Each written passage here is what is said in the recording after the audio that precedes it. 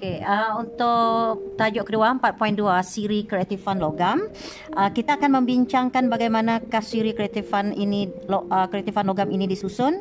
Susunan ini berdasar kepada tindak balas unsur-unsur ini dengan oksigen, iaitu berdasarkan kecerdasan tindak balas antara unsur dengan oksigen. So kita dapat susunan bermula dengan AU. AU ni adalah aurum, emas, argentum, perak, kemudian kita ada argentum, raksa, ada cuprum, plumbum, stannum, ferrum. Stannum ni biji timah, plumbum awak tahu ya. Kemudian ferrum ialah besi, zinc, aluminium, magnesium, kalsium, natrium, kalium.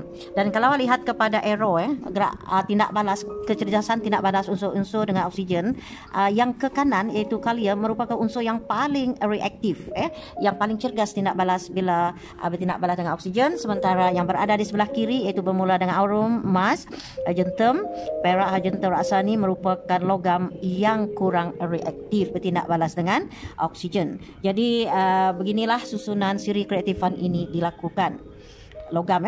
Kemudian kita juga memerhatikan kenapakah karbon dan hidrogen diletakkan dalam siri kreatifan logam. Tadi kita bincangkan siri kreatifan logam ini adalah berdasarkan kecergasan tindak balas logam dengan oksigen. Namun begitu kita akan memerhatikan kedudukan karbon dengan susunan karbon ni susunan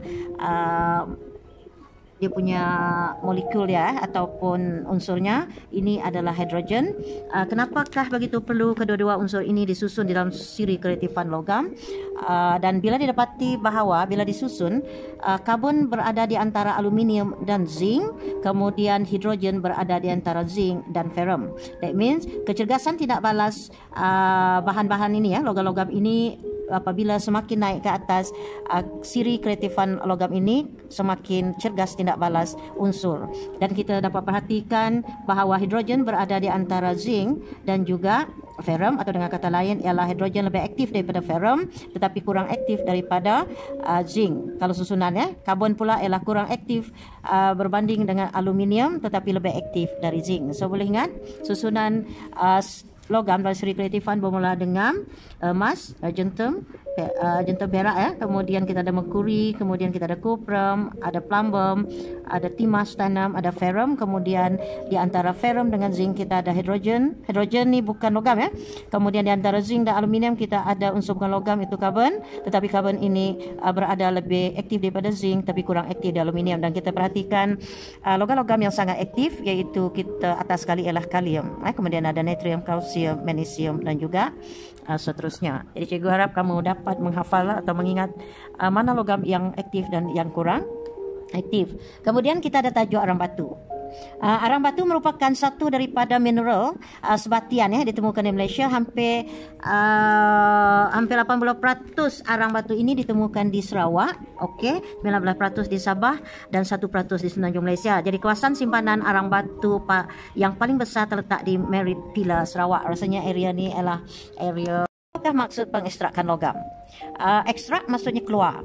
Pengekstrakan ialah kita nak keluarkan logam daripada bijihnya. Bijih maksudnya dia berpadu dengan unsur lain. Yang kita nak ialah logam tulen. Jadi pengekstrakan logam ialah proses memperolehi sesuatu logam daripada bijihnya melalui kaedah pembakaran, kaedah pemanasan atau penurunan menggunakan karbon.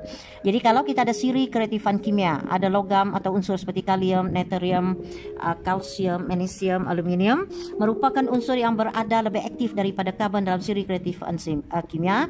Jadi untuk mengekstrak logam tulen daripada biji logam-logam ini atau mineral ini, pengekstrakannya mestilah melalui elektrolisis, mesti melalui elektrolisis di mana sebatian logam dalam keadaan lebur menggunakan elektrik, dan awak biasa melakukan atau telah belajar melalui belajar elektrolisis di menengah rendah. Jadi bagi logam yang lebih tinggi daripada karbon dalam siri kreatifan logam, pengekstrakan logam daripada sebatian logam tersebut adalah melalui proses elektrolisis, seperti elektrolisis air untuk kita mengekstrak oksigen dan juga hidrogen. Tetapi untuk logam-logam seperti zinc yang di bawah karbon zinc, kemudian logam ferrum, kita ada timah, plumbum, cuprum, merkuri, argentum dan emas. Jika dalam bentuk sebatian biji mineralnya, maka dia akan diekstrak melalui penurunan oksida logam. oleh karbon. Jadi akan menggunakan karbon. Awak tengok siri kreatifan ya. Logam-logam ini berada kurang daripada kedudukan karbon dalam siri kreatifan. So, bagi logam yang lebih rendah daripada karbon dalam siri kreatifan logam, pengekstrakan logam daripada biji logam tersebut melalui proses apa? Penurunan oksida logam tersebut menggunakan bahan karbon. Saya ulang balik, nama proses ialah penurunan oksida logam dan bahan yang digunakan dalam pengekstrakan itu penurunan itu ialah karbon atau arangko. Okay. Jadi inilah dia logam-logam yang mana diekstrak menggunakan penurunan oleh karbon ialah zinc, ferrum, timah dan juga plumbum. Okey, pengekstrakan logam dilakukan melalui pemanasan terus. Sebatian tersebut adalah logam seperti karbon, merkuri. Sebab logam ini kurang aktif kan. Sementara argentum iaitu perak, emas wujud dalam bentuk unsur dalam kerak bumi. Maksudnya dia tidak membentuk sebatian ya. Jadi untuk dapatkan tulennya kita hanya panaskan membuang benda asing.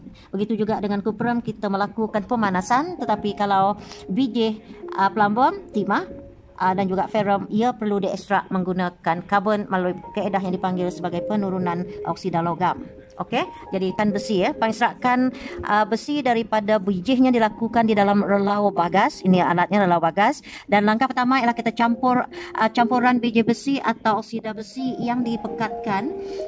Kemudian arangkok dan batu kapur dimasukkan ke dalam relau bagas melalui bahagian atas, di atas ni. Dan kalau perhatikan di bawah, ini merupakan bahagian yang panas. Yang panas di mana haba yang panas dimasukkan dalam relau bagas.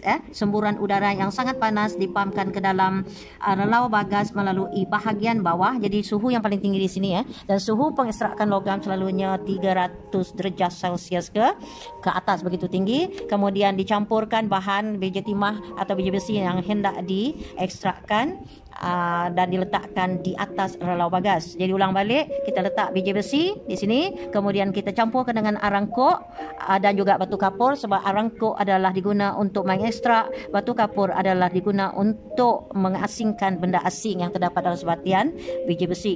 Dan di bawah awak perhatikan ada dua lapis, ini dalam bentuk leburan. Bahan yang tadi itu iaitu biji besi, arangkok dan juga batu kapur dicampur, dia akan lebur. Dan bahagian atas dipanggil sebagai sangga, iaitu bahan yang kurang tumpat berbanding dengan besi itu sendiri. Ini adalah leburan besi dan dikeluarkan di bahagian paling bawah sebab ia bersifat lebih tumpat daripada sangga. Sangga ini adalah gabungan daripada benda asing dengan batu kapur ketika proses pengekstrakan besi.